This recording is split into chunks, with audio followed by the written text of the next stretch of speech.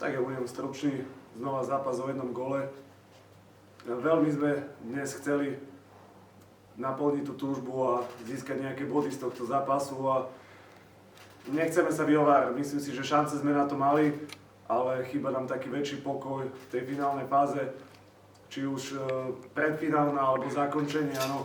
Šance jednoducho na to boli, ale bez toho, aby sme boli efektívni, tak nemôžeme vyťaziť.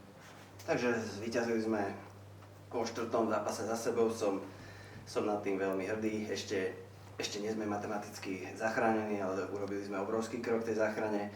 Museli sme pred zápasom vyriešiť situáciu s Križanom, ktorý nemohol hrať kvôli kartám, ale zvolili sme možnosť s Pavekom, ktorý si svoju pozíciu zastal veľmi dobre. Na pozícii pravého obrancu si takisto dobre zastal svoju pozíciu Hajovský, aj keď niekedy tam chýbala tá jeho buldočia povaha v strede.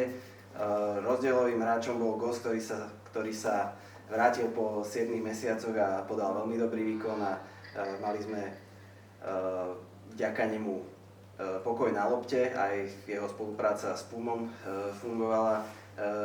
Mikulaj sa veľmi snažil v zápase, chcel opäť rozhodnúť, ale dnes nebol taký nebezpečný 16, ale výkonnostne ide hore. Tentokrát teda tú zástavu pozdvihol David, ktorý v 61. minúte dal gól a potom mohol dať aj o 5 minút na to čistej príležitosti na 2-0, ale nedal, takže z toho pramenili ťažkosti, Prešov nás zatlačil, takže mali sme aj šťastie a opäť nás podržal aj Kačiš v našej bráne. Ako sme mohli vidieť, veľmi ma tešia výkony našich mladých hráčov ako Adankovič, Brandis, Hajovský, Mikulaj. Je vidno, že majú v našom týme dvere otvorené mladí hráči, čo sa týka zapracovania do A tímu.